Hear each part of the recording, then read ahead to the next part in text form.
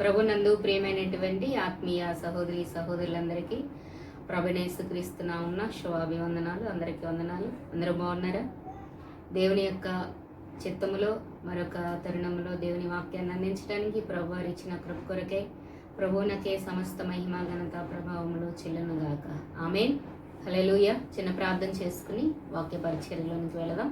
చిన్న ప్రార్థన. పరిశుద్ధుడైన మా ప్రభువా, ప్రేమ కలిగిన తండ్రి, మీ కొందనాలయ ఈ యొక్క సమయమందు వాక్యాన్ని అందించడానికి మీరు ఇచ్చిన కృప కొరకే వందనాలు, స్తుతులు, స్తోత్రాలు ప్రభువా. మరి నాయన వాక్యం అందించుండగా ఆత్మ నడిపింపు, ఆత్మ కుమ్మరింపు మీ దాసురాలకు ఇచ్చి నడిపించమని వినిచున్న ప్రతి ఒక్కరు కూడా వినుమట్టు వారుగా ఉండకుండా విన్న దాన్ని గ్రహించి దాని ప్రకారం నడుచుకొని మీ బిడ్డలుగా ఈ లోకంలో జీవిస్తూ మీరు ఆకు కొరకు సిద్ధపడే పరలోకపు జ్ఞానాన్ని పొందుకుంటకు మీరే కృప చూపించమని, ప్రారంభం నుండి ముగింపు వరకు మీరే తోడుగా నడిపించమని యేసయ్య నామమున అడిగి పొందియున్నాము తండ్రి. ఆమేన్. దేవునికి స్తోత్రం. హల్లెలూయా. ప్రభునందు ప్రియమైనటువంటి ఆత్మీయ సహోదరి సహోదరులందరికీ మరొకసారి ప్రభునేసు నామంలో, త్రియక దేవుని నామంలో అందరికీ వందనాలు. మరి యొక్క సమయమందు వాక్యాన్ని మనం చూద్దాం. యోహాను సువార్త 9వ అధ్యాయము 4వ వచనాన్ని మనం ధ్యానం చేద్దాం సమయాన్ని బట్టి. యోహాను సువార్త 9:4 వచనం. పగలున్నంత వరకు నన్ను పంపిన వాని క్రియలు మనము చేయుచుండవలెను. రాత్రి వచ్చుచున్నది, అప్పుడెవడును పని చేయలేడు. నేను ఈ లోకంలో ఉన్నప్పుడు లోకమునకు వెలుగునని చెప్పాను. దేవుడే ఈ వాక్యము ద్వారా మనతో మాట్లాడును గాక. ఆమె. పగలున్నంత వరకు నన్ను పంపిన వాని క్రియలు మనము చేయచుండవలెను. రాత్రి వచ్చుచున్నది, అప్పుడు ఎవడును పని చేయలేడు. పగలున్నంత వరకు మనము దేవుని కార్యములు చేయాలి అని వాక్యం సెలవిస్తా ఉన్నది. ఒక మహాత్ముడు రాసిన ఒక చిన్న మాట మనం జ్ఞాపకం చేసుకుందాం. ఏమిటి ఆ ఉత్తమమైన మాట ఏమిటి అంటే, నన్ను ఆలోచింపచేసిన ఆ యొక్క మాటని మీతో పంచుకోవడానికి ప్రభువారిచ్చిన ప్రేరేపణ కొరకై ప్రభువునకే మహిమ కలుగునుగాక. ఆ యొక్క ఉత్తమమైన మాట ఏమిటి అంటే, నీవు ఈ లోకము గుండా ఒకే ఒక్కసారి మాత్రము దాటి వెళ్ళుచున్నావు. దానిని ఇతరులకు ఎంత ఉపయోగకరముగా చేయగలుగుచున్నావో అంత ఉపయోగకరముగా చేయుము.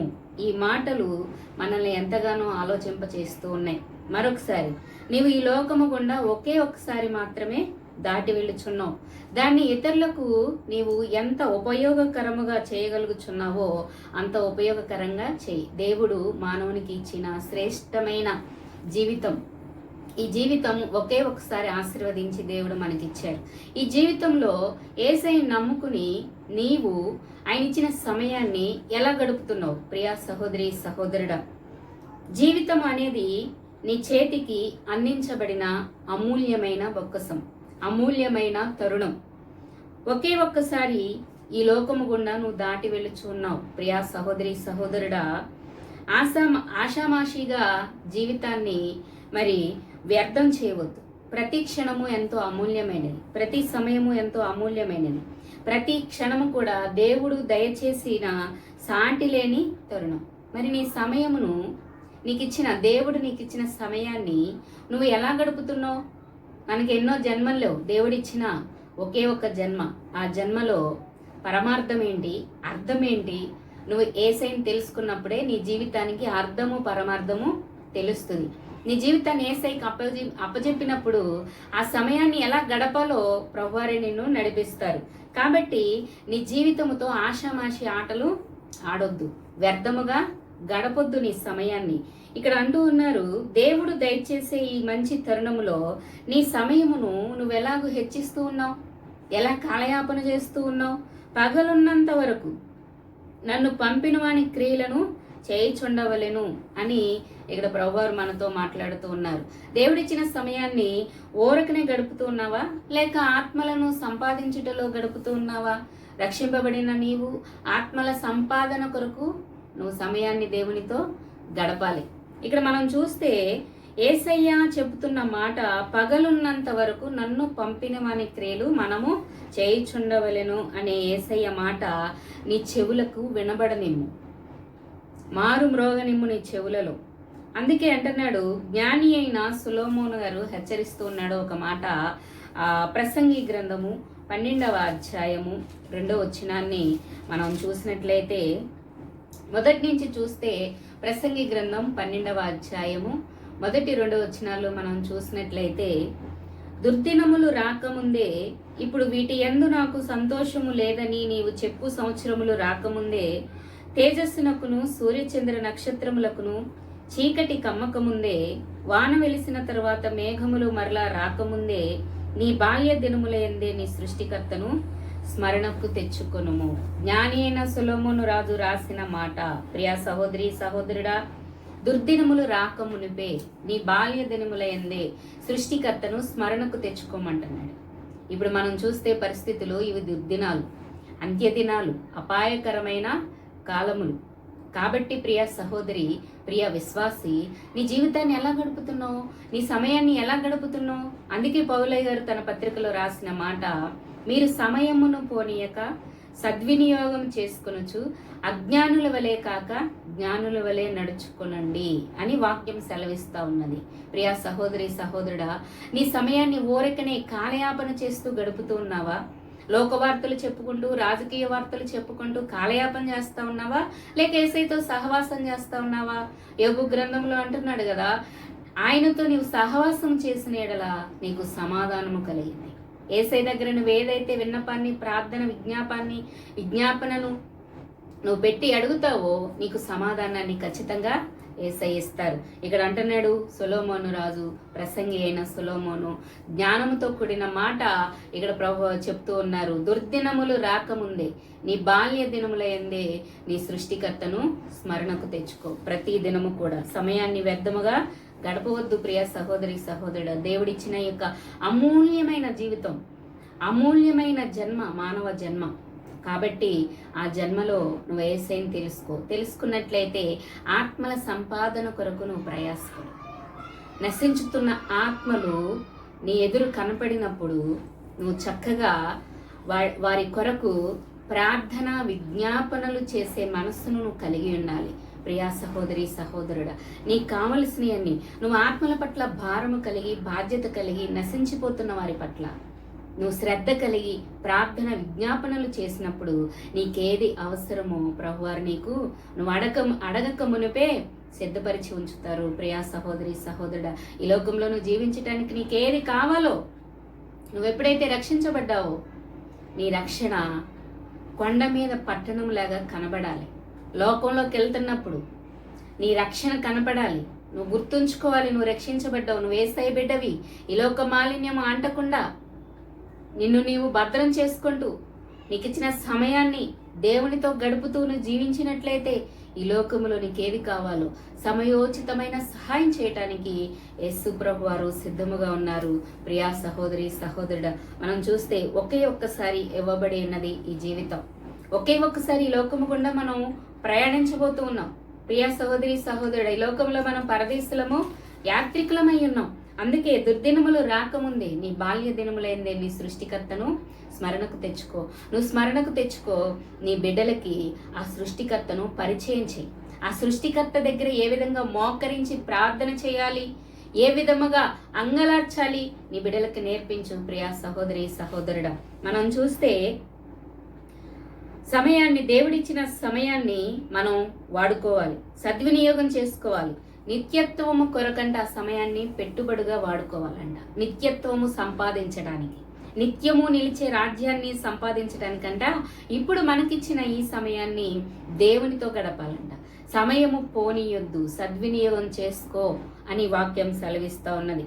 కాబట్టి ఈ లోకము గుండా దాటి వెళ్ళుచుండగా మాత్రమే యేసుక్రీస్తు వారి కొరకు సిలువను మోసే ధన్యత మనకి లభించుచు ఉన్నది. దానికంటే మరో ధన్యత మనకి లేదండి. ఒక్కసారి మనం సిలువను మోస్తూ యేసయ్య కొరకు ఈ లోకంలో జీవించవలసిన వారమై ఉన్నాం. ఆ సాధు సుందర్ సింగ్ అనే భక్తుడు చెప్పిన మాట, ఈ లోకము గుండా దాటి వెళ్ళుచుండగా మాత్రమే క్రీస్తు కొరకు సిలువను మోయు ధన్యత మనకు లభించుచున్నది. యేసయ్య మన పాప భారాన్ని ఆయన సిలువలో మోసారు. మన కుటుంబ భారము అనే సిలువని మనం మోస్తూ ఆయన అడుగు జాడలలో మనం నడిచి ఆయన్ని కలుసుకోవాలని ఆయన జీవితాన్ని, ఆయన మార్గాన్ని మనకి చూపించారు.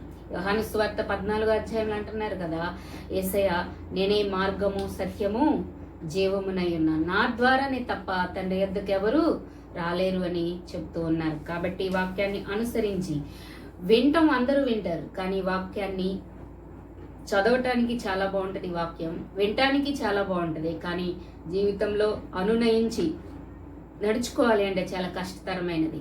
ఆ కష్టతరమైనది ఇష్టంతో చేస్తే యేసయ్య నిన్ను నడిపిస్తారు. ఎందుకంటే మత్తయి సువార్త 11వ అధ్యాయము 28, 29 వచనాల్లో ఆయన అంటున్నారు, ప్రయాసపడి భారం మోసుకొనుచున్న సమస్త జనులారా నా యొద్దకు రండి, నేను మీకు విశ్రాంతిని కలుగజేతును. ఎలయనగా నేను సాత్వికుడను దేన మనసు గలవాడును గనక మీ మీద నా కాడి ఎత్తుకొని, యేసయ్య నీ పాప భారాన్ని నా పాప భారాన్ని సిలువలో మోసారని. అది ఎవరు మోయలేరు, అంతటి పాప భారాన్ని యేసయ్య మోసారు. యేసయ్య మోసి నీకు నాకు ఆయన కాడినిచ్చాడు మోయమని. ఏమిటి ఆ కాడి? సువార్త అనే కాడి. ఆ సువార్త అనే కాడి మన భుజముల మీద పెట్టుకుని మనం మోయాలంట. ఆయన యుద్ధ నేర్చుకుంటూ మోస్తే అది మనకి ఆయన కాడి సులువుగాను ఆయన భారము తేలికగాను ఉండేయని ప్రభువారు సెలవిస్తూ ఉన్నారు. ప్రియా సహోదరి సహోదరుడా, నువ్వు రక్షణ పొంది ఉంటే యేసయ్య కాడి మొయ్యి. నీ కుటుంబ భారాన్ని నువ్వు అవలంబిస్తూ నడిపిస్తూ యేసయ్య సువార్త అనే కాడిని నువ్వు మొయ్యి. యేసయ్య అంటే ఎవరో తెలియనటువంటి వారికి యేసయ్యను పరిచయం చేయి. ఈ లోకములో యేసయ్యకు సాక్షిగా జీవించు. నిత్య రాజ్యములో నిత్య స్వాస్థ్యాన్ని యేసయ్య నీకు ఇస్తారు. క్రీస్తు వారు కూడా ఒక్కసారి మాత్రమే సిలువలో శ్రమను అనుభవించారు. సిలువ మార్గమున నడుచుచుండగా పూర్ణ సమాధానమును, ప్రేమను, క్షమాపణను ఆయన వెల్లడి చేయుచు దీర్ఘశాంతముగా తన పరుగును కడముట్టించారు ప్రభువారు. ప్రియా సహోదరి సహోదరుడా, నీ పరుగు కూడా కడముట్టించే వరకు కూడా నువ్వు కూడా పూర్ణ సమాధానం, పూర్ణ ప్రేమ, పూర్ణ క్షమాపణ ఆయన వెల్లడి చేసినట్లుగా దీర్ఘశాంతముతో మనము కూడా వెల్లడి చేయవలసిన వారమై ఉన్నాం. హల్లెలూయా. ప్రభునందు ప్రియ సహోదరి సహోదరుడా, నీ పరుగు కడముట్టించు, తుదముట్టించు. నీ పరుగు ఎక్కడికి? యేసయ్య వైపే నీ పరుగు ఉండాలి. లోకం వైపు పరిగెత్తొద్దు. లోకము ఒక శూన్యమైన లోకం, లోకము స్థిరమైనది కాదు. లోకంలోకి పరిగెత్తొద్దు. నీ పరుగు, నీ చూపు, నీ యొక్క ప్రార్థన దేవుని వైపు ఉండాలి అని వాక్యము సెలవిస్తా ఉన్నది. ఆయన తన పరుగుని కడముట్టించాడు. శరీర శ్రమలు, సిలువ వేదన భరించలేనివి అయినప్పటికీ అవన్నీ కొన్ని గంటల్లోనే ముగిసిపోయినాయి కదా. అందుకే అంటున్నాడు హెబ్రీ రచయిత యేసయ్య గురించి ఒక మాటని వ్రాస్తూ, ఒకసారి మనం చూసినట్లయితే హెబ్రీ పత్రిక 12వ అధ్యాయము, హెబ్రీ పత్రిక 12వ అధ్యాయంలో మనం చూస్తే 2 వచనాలు, ఇంత గొప్ప సాక్షి సమూహము మేఘము వలె మనలను ఆవరించి ఉన్నందున మనము కూడా ప్రతి భారమును సులువుగా చిక్కులు పెట్టు పాపమును విడిచిపెట్టి విశ్వాసమునకు కర్తయు దానిని కొనసాగించువాడునైన యేసు వైపు చూచుచు మన ఎదుట ఉంచబడిన పందెములో ఓపికతో పరిగెత్తుదుము.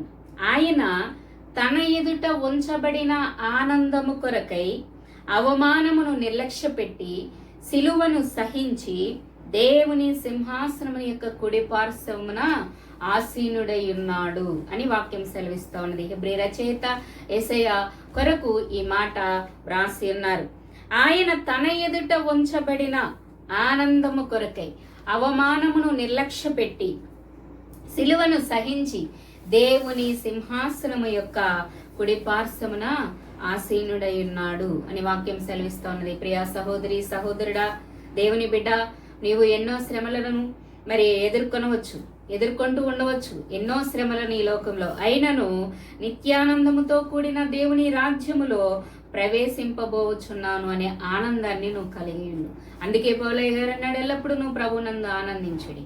ఈ లోకంలో చూస్తే ఎక్కడా లేదు ఆనందం. ఒకవేళ ఉన్నట్లయితే అది శాశ్వతమైన ఆనందం కాదు. ప్రియా సహోదరి సహోదరుడ, మనుషులను ఆశ్రయించినా, రాజులను ఆశ్రయించినా ఏమీ ప్రయోజనం లేదు.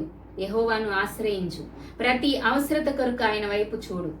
ఆయన అంటున్నాడు కదా, ఆయన తన ఎదుట, ఆయన అంటే యేసయ్య, తన ఎదుట ఉంచబడిన ఆనందము కొరకై అవమానమును నిర్లక్ష్య పెట్టి సిలువను సహించి దేవుని కుడిపార్శ్వమున ఆసీనుడై ఉన్నాడు. ప్రియా సహోదరి సహోదరుడా, ఆయన ఈ లోకములో ఎన్నో శ్రమలు, అవమానములు నిర్లక్ష్య పెట్టి సహించి వహించి సిలువ వేయబడి శ్రమల ద్వారా ఆయన విధేయతను నేర్చుకుని సిలువ వేయబడి కాళ్ళల్లో చేతుల్లో మేకులు కొట్టింపబడి ప్రక్కలో బల్లెపు పోటు పొడిచి తల మీద ముళ్ళ కిరీటము ధరించి ఆ సిలువలో భరించలేని వేదన ఆయన సహించాడు. ప్రియా సహోదరి సహోదరుడు, ఎందుకో తెలుసా? ఆయన ఎప్పుడైతే తండ్రి కుడిపార్శ్వమున ఆసీనుడై ఉన్నారో నిన్ను నన్ను కూడా ఆయన ఉండే రాజ్యములోనికి, ఆయన ఉన్న సింహాసనములోనికి తీసుకుని వెళ్ళటానికి తన ఎదుట ఉంచబడిన ఆ యొక్క ఆనందము కొరకు అవన్నీ సహించాడు, వహించాడు. ప్రియా సహోదరి సహోదరుడా, నీ జీవితంలో ఎన్నో శ్రమలు నువ్వు ఎదుర్కొంటూ ఉండొచ్చు, ఎదుర్కొనవచ్చు. అయినప్పటికీ నీ ఎదుట యేసయ్య ఉన్నారు. యేసయ్య ఎక్కడున్నారు? పరలోక రాజ్యములో తండ్రి కుడిపార్శ్వమున నీ కొరకు నా కొరకు విజ్ఞాపన చేస్తా ఉన్నారు. లాయర్గా వాదిస్తూ ఉన్నాడు ఆయన. నా ప్రియమైన బిడ్డ, ఈ రోజైనా నాతో మాట్లాడుతుంది, నాతో మాట్లాడతాడు, నన్ను వెంబడిస్తాడు, నా మాట వింటాడు, నా ఇష్టానుసారంగా నా చిత్తానుసారంగా నడుచుకుంటుంది అని తండ్రికి విజ్ఞాపన చేశాడు ఈ రోజు కూడా. ప్రియా సహోదరి సహోదరుడా, ఈ రోజు నువ్వు వాక్యాన్ని చదివావా? ఈ రోజు నువ్వు దేవునితో మాట్లాడావా? ఇతరుల కొరకు ప్రార్థన విజ్ఞాపన చేశావా? యాచించావా నీ అవసరత కొరకు? నీ పనులు అయిపోయిన తర్వాత చక్కగా ప్రార్థనలోను వాక్యంలోను నువ్వు ఈ లాక్డౌన్లో నువ్వేం అలవాటు చేసుకున్నావు? అయ్యో నాకు అది లేదే, ఇది లేదే, అది ఎలా వస్తుంది, ఇది ఎలా వస్తుంది, అది అయ్యో అది అలా పోయింది అని ఆలోచిస్తున్నావా? లేక ఒక క్రమాన్ని నేర్చుకున్నావా? ఒక అభ్యాసాన్ని నువ్వు నేర్చుకున్నావా? నీ చేతులకి, నీ కాళ్ళకి, నీ నోటికి, నీ చూపుకి, నీ దేహానికి అభ్యాసం చేసావా దేవునితో మాట్లాడటం? నీ మోకాళ్ళకి అలవాటు చేసావా? నీ కన్నులకు అలవాటు చేసావా? కన్నీరు ఒలుకుచు సంఘము కొరకు, సేవకుల కొరకు, వెళ్తున్న సంఘము కొరకు, వెళ్తున్న కాపరి కొరకు, ఈ దేశము కొరకు విజ్ఞాపన, ప్రార్థన, యాచన, కృతజ్ఞత చేయడం అభ్యాసం చేసావా? ఏం అభ్యాసం చేసుకున్నావు? ఇంచుమించు దేవుని సంఘాల్లో ఆరాధన జరిగించి 3 నెలలు అయిపోతూ ఉంది. ప్రియా సహోదరి సహోదరుడా, మరి దేవుని చిత్తములో, దేవుని కృపలో మరి రేపు 8వ తారీఖు నుంచి సంఘాల్లో ఆరాధన జరగవచ్చు అని కొన్ని సూచనలు ప్రభుత్వం వారు ఇవ్వటం జరిగింది. కాబట్టి ప్రియా సహోదరి సహోదరుడా, నీ జీవితంలో, నీ జీవితానికి, నీ దేహానికి ఒక అభ్యాసాన్ని చేసుకున్నావా? ప్రార్థన చేయటంలో ఒకే ఒక్కసారి మనం ఈ లోకం గుండా ప్రయాణిస్తూ ఉన్నాం. మళ్ళీ మనం చనిపోయి, మళ్ళీ పుట్టి, మళ్ళీ ఇవన్నీ తెలుసుకుని పూర్వజన్మలో అలాగా, రాబోయే జన్మలో ఇలాగా, ఇవేవి జన్మలు ఉండవండి. ఉన్నది ఒకే ఒక జన్మ, అది మానవుని జన్మ. ఈ యొక్క జీవితంలో దేవుడిచ్చిన అమూల్యమైన ఈ యొక్క జీవితాన్ని నువ్వు సమయము పోనీక నీకిచ్చిన సమయంలో యేసయ్యని తెలుసుకో. పరలోకం నుంచి ఆయన ఈ లోకానికి వచ్చాడు.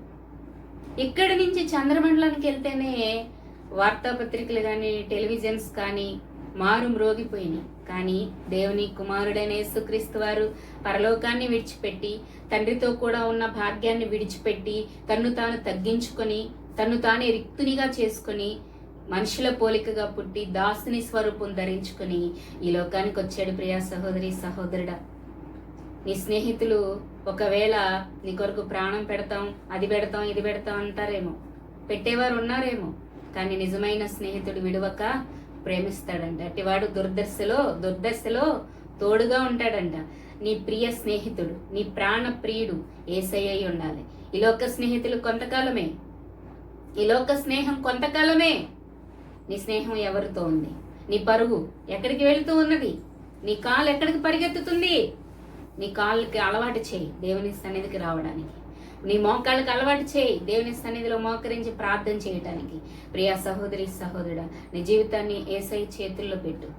ఆయన ఖచ్చితంగా చక్కగా నీ జీవితాన్ని ఆయన ఇష్టానుసారంగా నడిపిస్తాయి. ఇప్పటి వరకు నీ ఇష్టానుసారంగా నువ్వు జీవించవేమో, నీ ఇష్టానుసారంగా నువ్వు బ్రతుకుతున్నావేమో, నీ జీవితానికి ఒక అర్థం, పరమార్థం లేకుండా జీవిస్తున్నావేమో, ఒక గురి లేకుండా గురి కలిగి లేకుండా నువ్వు జీవిస్తున్నావేమో.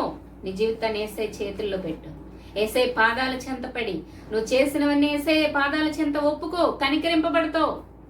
నువ్వు కనికరింపబడతావు ప్రియ సహోదరి సహోదరుడా. ఇక్కడ వాక్యం సెలవిస్తా ఉన్నది, ఎన్నో శ్రమలను నువ్వు ఎదుర్కొని ఉండవచ్చు, కానీ యేసయ్య కూడా నిన్ను రక్షించడానికి ఆయన శ్రమ పడ్డాడు. నువ్వు శ్రమల్లో ఉంటే ఆయన కూడా ఆ శ్రమలు అనుభవించి ఉన్నాడు. కాబట్టి దేవుని సింహాసనం యొక్క కుడి పార్శ్వమున ఆసీనుడై ఉన్నాడు. ప్రియ సహోదరి సహోదరుడా, ఒకే ఒక్క జీవితం మనకి ఇవ్వబడి ఉన్నది. ఒకే ఒక్కసారి. మన అంశం ఏంటి అంటే, ఒకే ఒక్కసారి ఈ లోకము గుండా మనం దాటి ప్రయాణం చేయవలసిన వారమై ఉన్నాం. చాలా అమూల్యమైన సమయాన్ని ప్రభువారు మనకి ఇచ్చి ఉన్నారు. కాబట్టి ఆ నిత్యానందముతో కూడిన దేవుని రాజ్యములో నీవు ప్రవేశించబోచున్నావు అనే ఆనందాన్ని కలిగి నువ్వు జీవించు. ఇప్పటి కాల శ్రమలు అశాశ్వతమండి. ఇవి శాశ్వతమైన శ్రమలు కాదు. అసలైన శ్రమలు ఉన్నాయి. అది రెండవ మరణం. దాని నుంచి తప్పించబడాలంటే, రక్షించబడాలంటే ప్రాణం నీలో ఉండగానే యేసుక్రీస్తు స్వంత రక్షకునిగా అంగీకరించు. ఆయన ముద్రతో ముద్రించబడు. ఆయన ఇచ్చే రక్షణ నువ్వు సొంతం చేసుకో. ఆయన ఇచ్చిన రక్షణ నువ్వు సొంతం చేసుకుంటే నీ జీవితంలో ఎన్ని శ్రమలు, ప్రతికూల పరిస్థితులున్నా నువ్వెప్పుడు ప్రభునందు ఆనందిస్తావు. నీ ఆనందాన్ని ఇతరులతో పంచుకుని ఆ ఆనందాన్ని ఇతరులకి పరిచయం చేస్తావు. ఆ రక్షణను ఇతరులకు పరిచయం చేస్తావు. ప్రియా సహోదరి సహోదరుడా, ఇప్పటి కాల శ్రమలు అశాశ్వతమైనవి. వాటిని సహించిన ఎడల పరలోకమందు నిత్య కాలము ఆనందిస్తావు. ప్రియా సహోదరి సహోదరుడా, నీ జీవితంలో నీ భర్త కానీ, నీ భార్య కానీ నిన్ను విసిగించే స్థితిలో ఉన్నారా? నీ బిడ్డలు కానీ యేసయ్య వైపు చూడు. యేసయ్య పాదాలు పట్టుకో. యేసయ్యని అడుగు, గోజాడు, ప్రార్థన చేయి, విజ్ఞాపన చేయి. శాశ్వత కాలము నువ్వు ఓదార్చబడతావు. ఈ లోకంలో ఎవరి దగ్గరికి వెళ్ళినా కొంతకాలమే ఓదారుస్తారు. అదే నువ్వు యేసయ్య పాదాల చెంతపడి నువ్వు ప్రార్థన చేసినట్లయితే, వాక్యం ధ్యానం చేసినట్లయితే, పరిశుద్ధాత్మ నడిపింపు నీకు ఉంటుంది. ఆయన సర్వసత్యంలోనికి నడిపిస్తారు. నిన్ను నిత్యానందానికి వారసుడిగా, వారసురాలుగా చేస్తారు. ప్రియా సహోదరి సహోదరుడా, ఈ క్షణమందే నువ్వు మోకరించి ప్రార్థన చేయి. దేవుడిచ్చిన అమూల్యమైన జీవితం ఒకే ఒక జీవితం మనకి. ఈ జీవితంలో ఈ సమయాన్ని చాలా జాగ్రత్తగా గడుపు. జీవితాన్ని ఆషామాషిగా తీసుకోవద్దు. అనవసరమైన అన్ని పెట్టేసుకుని అశాంతితోటి, మరి అవిశ్వాసంతో, భయపడి, ధైర్యము లేక ఏదో ఆలోచిస్తూ జీవితం గురించి, కుటుంబం గురించి ఒక విధానమైన ఆలోచనలు తీసేసుకుని నేను ఎందుకు బ్రతకడం, నా బ్రతికెందుకు, నేను ఎంత కష్టపడతా ఉన్నా, నన్ను ఎవరు గుర్తించట్లేదు, నన్ను ఎవరు పొగడటం లేదు, నన్ను ఎవరు పట్టించుకోవటం లేదు అని నువ్వు బాధపడుతున్నావేమో. ఈ లోకంలో ఎవ్వరు నిన్ను పట్టించుకోకపోయినా, ఎవ్వరు నిన్ను ఆదరించకపోయినా, ఆదరించేవాడు, నిన్ను పట్టించుకుని ఓదార్చేవాడు ఒక ఆయన ఉన్నాడు. ఆయనే ప్రభువైన యేసుక్రీస్తు వారు. ప్రియా సహోదరి సహోదరుడా, ఈ సమయమందే నీవు మోకరించి ప్రార్థన చేసి క్షమించమని అడిగి ఒక అభ్యాసం నీ జీవితంలో కలిగి ఉండు. వాక్యం ధ్యానం చేయటం, వాక్యాన్ని వినటం, వాక్యాన్ని చదవటం, వాక్య ప్రకారం నడుచుకోవటం, ప్రార్థన చేయటం, పరిపూర్ణమైన సమాధానముతో, సంతోషంతో నువ్వు ఉన్నట్లయితే నువ్వు అనేక మందికి మాదిరికరంగా జీవించగలుగుతావు. అనేక మందిని ప్రసవ వేదన పడి కానీ సిలువ మార్గంలో యేసయ్యకి పరిచయం చేయగలుగుతావు. ప్రియ సహోదరి సహోదరుడా, అందుకే నిన్ను పిలిచాడు. సిలువలో దొంగకి బ్రతకడానికి అవకాశం లేదు, కానీ నీకుంది అవకాశం. నువ్వు ఎలా బ్రతుకుతున్నావు? నీ జీవితం ఎలా ఉంది? నువ్వు ఎక్కడికి పరిగెత్తుతున్నావు? ఒక్కసారి గమనించు. ఈ యొక్క సమయం మందు ఈ వాక్యము ద్వారా దేవుడు మనల్ని దీవించునుగాక. ఆమేన్. ప్రార్థన చేసుకుందాం. మీరు ఎక్కడున్నా మోకరించండి, తలలోంచండి. వీలుంటే మోకరించండి, లేదంటే తలలోంచండి. ప్రార్థన చేసుకుందాం. పరిశుద్ధుడైన మా ప్రభువా, ప్రేమ కలిగిన తండ్రి, మీకు వందనాలయ్యా.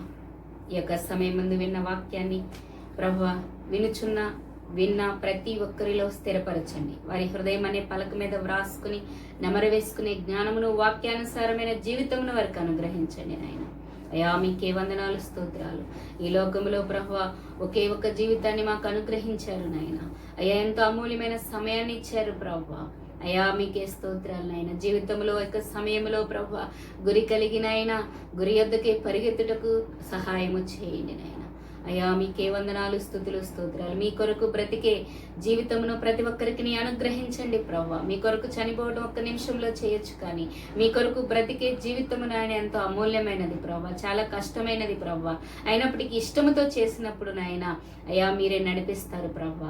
అయ్యా వారి ప్రయాసనైనా వారి యొక్క అయ్యా మీకే వందనాలు, వారి యొక్క శ్రమ మీరు చూసి ఉన్నారు ప్రవ్వా. మీరు ఆదరించి నడిపించండి నాయన, ఓదార్పును దయచేయండి ప్రవ్వా. అయ్యా విసికి వేసారిపోతున్న జీవితాలు ఎన్నో ఉన్నాయి ప్రవ్వా. మిమ్మల్ని కలిగి ఉంటే ఈ లోకములో ఎంతో నెమ్మది నాయన. అయ్యా లోకం ఇచ్చినట్టు కాదు, నా శాంతిని మీకు అనుగ్రహించుచున్నానని మీరు వాగ్దానం చేశారయ్యా. మీరెంతైనా నమ్మదగిన దేవుడు ప్రవ్వా, సహాయకుడు నాయన. ఈ లోకంలో ఎవరు ఆదరించినా ఆదరించకపోయినా మీరు ఎల్లప్పుడూ నాయన ముదిమి వచ్చే వరకు ఎత్తుకునివాడు, చంకబెట్టువాడు మీరే ప్రవ్వా. అయ్యా తల్లేనా మరచనేమో కానీ నేను నిన్ను మరువనని వాగ్దానం చేసిన దేవుడవు ప్రవ్వా, మీరు మాకున్నారు నాయన. అయ్యా వినిచున్న ప్రతి ఒక్కరిలో నాయన ఈ మాటలు నాయన ముద్రించండి ప్రవ్వా. మీరు ఆక కొరకు వారిని భద్రపరచండి నాయన.